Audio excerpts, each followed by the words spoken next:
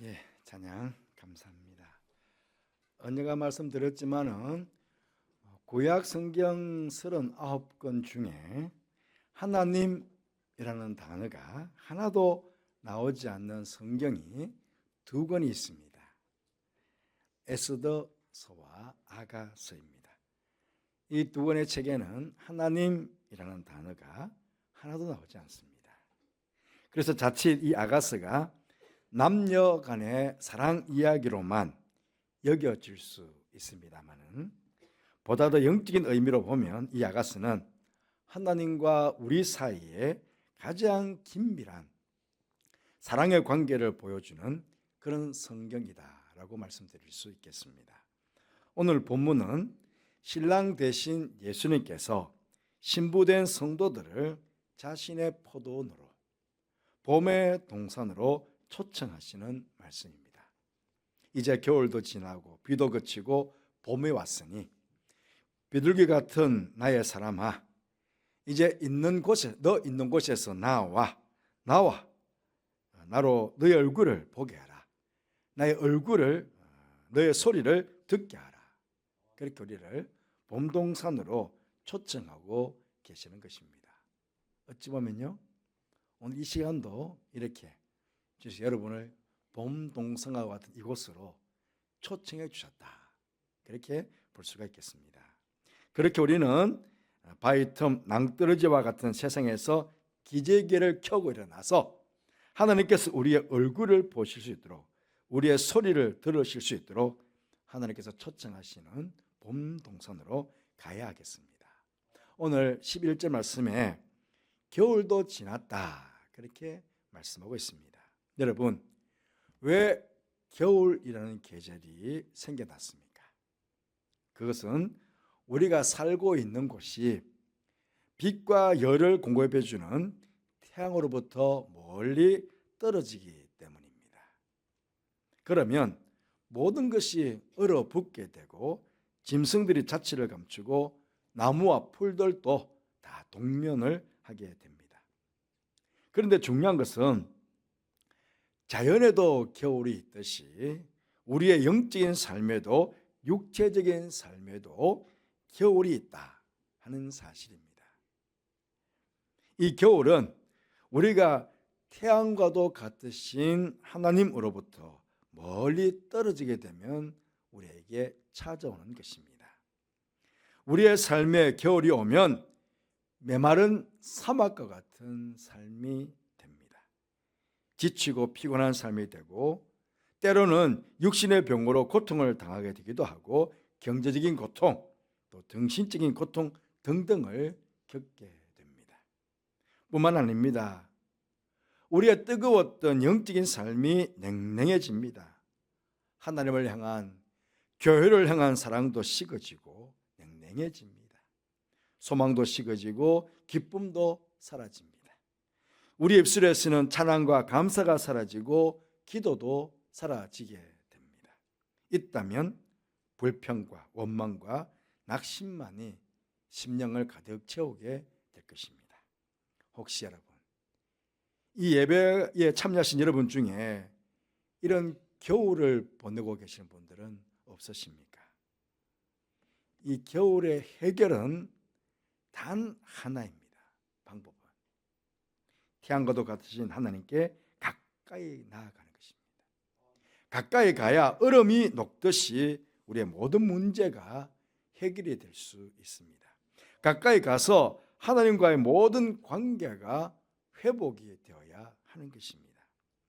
그러기에 이런 겨울의 고통 속에 지내고 있는 우리들에게 주님께서는 그 고통의 자리에서 일어나 함께 하나님을 만날 수 있는 봄동산으로 가자고 그렇게 초청하고 계시는 것입니다. 오늘도 마찬가지, 그 하나님께서 여러분들을 이렇게 이 봄동산과 같은 이 예배 자리로 여러분들을 초청해서 이곳에 와 앉아 계시는 것입니다. 이어서 11절 말씀에 비도 그쳤다, 그렇게 말씀하고 있습니다. 이스라엘의 겨울은 지중해 성 기후입니다. 그래서 겨울은 비가 내리는 우기입니다. 10월부터 그 다음에 4월까지를 우기라고 합니다. 계속 비가 내리게 됩니다. 우리가 아는 대로 10월에 내리는 비를 이른비, 성경에 보면 이른비가 나오죠. 이른비라 하고, 그 다음에 4월쯤에 내리는 비를 늦은비라고 합니다. 그런데 이렇게 3월, 4월에 내리는 이 늦은 비는요, 계속 내리면 안 됩니다. 왜냐하면 4월달 말부터 5월, 6월에 보리와 밀을 추수해야 됩니다. 그 비가 계속 오면 추수할 수 없죠.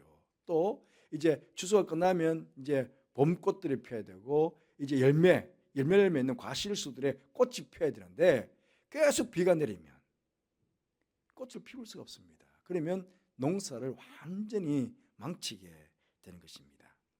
하지만 4월까지, 3, 4월까지 비가 충분히 와야 마지막 추수를 잘 할 수 있고 꽃들이 활짝 펴서 열매를 잘 맺히게 되는 것입니다. 오늘 말씀 보니까 비가 그쳤다는 것입니다. 이제 그 땅에 봄을 맞이할 완벽한 준비가 다 되었다 하는 그런 뜻입니다.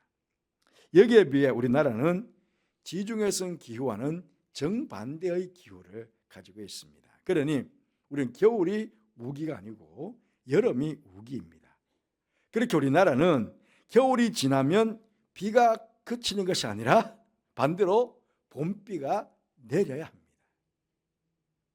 이 봄비는 얼어붙은 땅들을 녹이게 됩니다. 겨울 동안 비가 오지 않아 더럽혀진 땅을 씻어내는 비입니다. 굳어진 땅, 말라붙은 땅을 적셔서 농사를 지을 수 있는 그런 부드러운 땅으로 그렇게 봄비는 만들게 됩니다. 이 비를 맞으면 초목의 생기가 돋습니다. 산천은 푸르름의 생기가 가득하게 됩니다. 이 봄비처럼 우리의 메마른 심령에도 성령의 단비가 내려야 합니다. 메마른 마음, 얼어붙은 마음, 굳어진 마음에 성령의 단비, 은혜의 단비를 우리는 맞아야 합니다. 그럼 봄비 내릴 때 어떻게 합니까? 봄비가 내리면 농부들이 그냥 밭으로 나가서 노는 나가서 땅을 막 묵은 땅을 기경하지 않습니까? 성령께서 우리 마음을 그렇게 봄비가 오듯이 내리셔서 기경해 줘야 됩니다. 그럼 우리가 굳어진 마음, 딱딱해진 마음, 그런 냉랭해진 우리 마음이 옹토와 같은 그런 마음으로 변화가 됩니다. 하나님께서는 봄비와 같은 성령의 단비가 필요한 자들에게 말씀하십니다. 일어나 함께 봄동산으로 가자, 그렇게 말입니다. 또 12절은 보시면 지면에 꽃이 피었다고 합니다. 지면에 꽃이 피었다.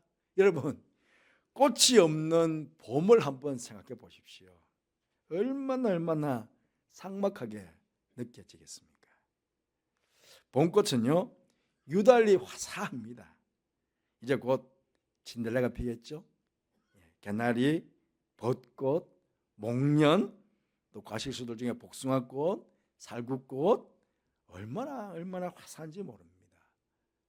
이제 밑에 남쪽에서부터 이제는 뭐 매화꽃 축제, 뭐 산수유 축제, 그러면서 이제 뭐 봄꽃들의 축제가 막 이어져 오겠죠.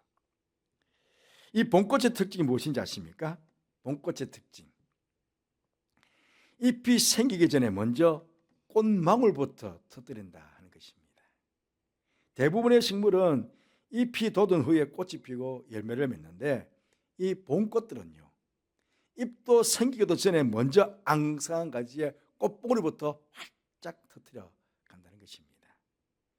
이것이 의미하는 바가 무엇이겠습니까? 의미하는 바, 얼마나 봄에 기다리고 사모했으면 그 앙상한 가지에 꽃부터 터뜨리겠느냐 하는 것입니다. 그래서 어떤 사람들은 이것을 봄꽃의 열정이다, 그렇게 이야기를 합니다. 사랑하는 성도 여러분, 우리는 그렇습니다. 어떤 일을 하든지 이 봄꽃처럼 열정적으로 해야 합니다. 일상의 삶을 사는 것도, 신앙생활을 하는 것도 이 봄꽃처럼 열정적으로 해야 합니다. 혹 내 삶이 춥다는 핑계로 나태하고 게으른 신앙생활을 하고 계신다면 부지런하고 열정적인 이 봄꽃처럼 신앙의 열정을 품으시고 신앙의 꽃들을, 아름다운 꽃들을 피워내는 그런 우리의 성도들 되시기를 간절히 바라겠습니다. 여러분, 꽃은요 겨울에 절대로 피울 수가 없습니다. 물론 야구사에는 다 비닐하우스에서 피울 수 있지만 그런 뜻은 아니잖아요. 따뜻한 봄의 태양이 떠오를 때에 꽃을 피울 수가 있습니다. 신앙의 겨울을 보내고 있는 사람들도 결코 신앙의 꽃을 피울 수가 없습니다. 하지만 우리의 삶의 현장에, 우리의 신앙의 현장에 이곳에 빛 대신 주님께서 임하시면 우리 아름다운 신앙의 꽃을 피울 수가 있습니다. 그러면 아름다운 신앙의 꽃들은 어떤 것들이 있을까요? 우리의 신앙의 삶 전체가 한번 꽃으로 비유가 될 수 있을 것입니다. 은혜의 꽃, 사랑의 꽃, 기쁨의 꽃, 화평의 꽃, 소망의 꽃, 믿음의 꽃, 겸손의 꽃, 찬송의 꽃, 감사의 꽃 등등등. 성도들에게 있어서 이런 꽃은 얼마나 아름답습니까?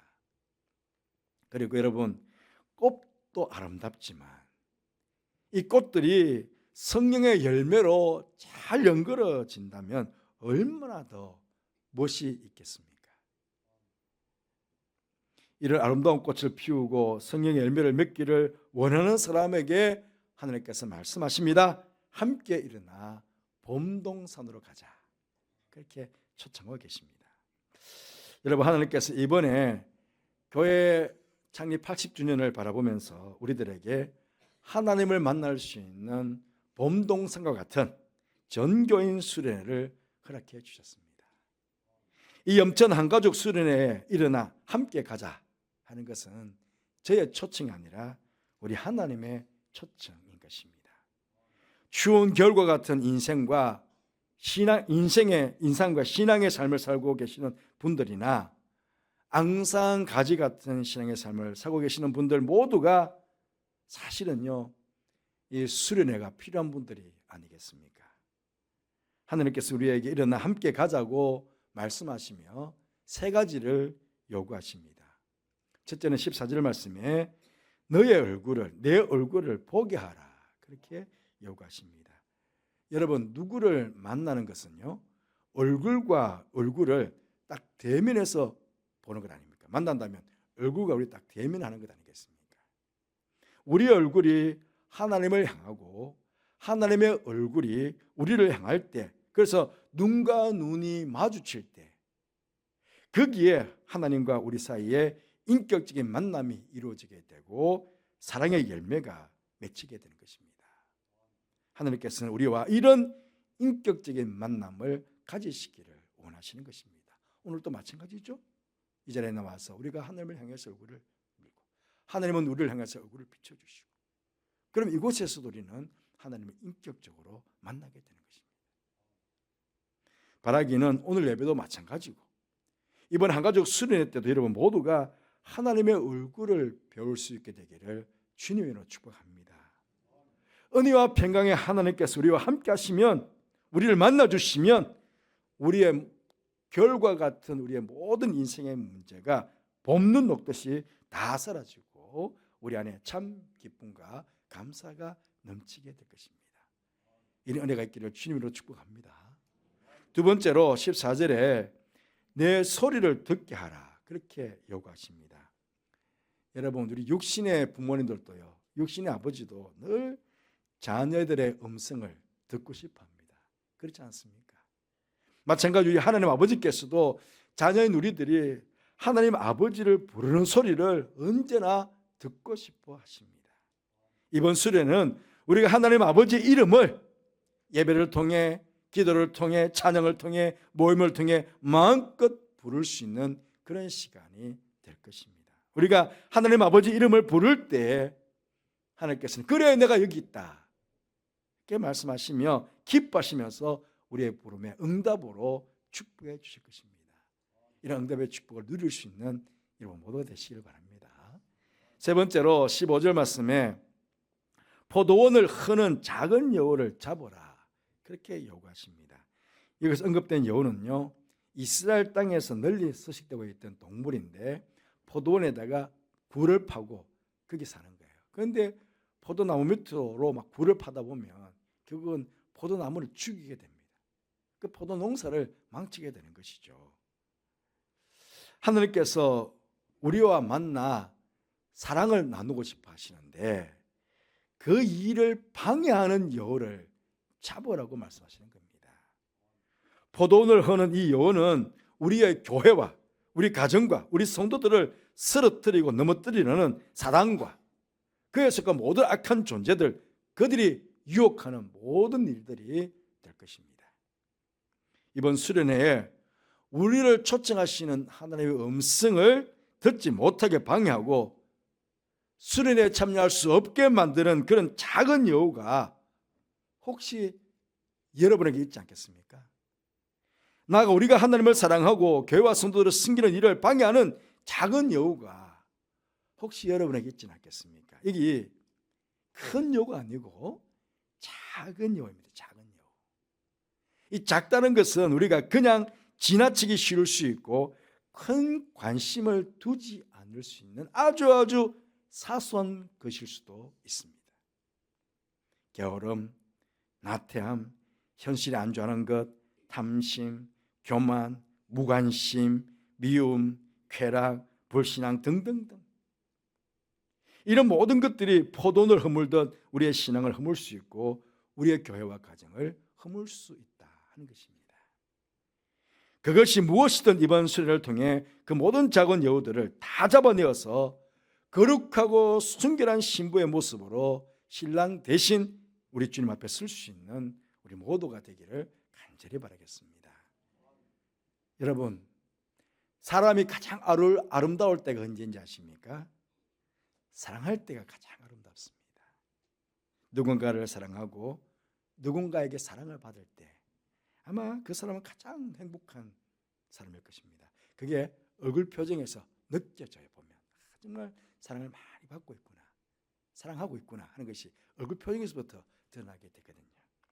이번 정견 수련을 통해서 하나님과 여러분 사이에 이런 사랑의 관계가 아름답게 회복이 되고 세워지는 그런 역사가 있게 되기를 주님의 이름으로 축복합니다. 그렇게 될 수 있도록 오늘 이 시간 예배를 위해서도 마찬가지 함께 결단하며 기도하는 시간을 갖도록 하겠습니다.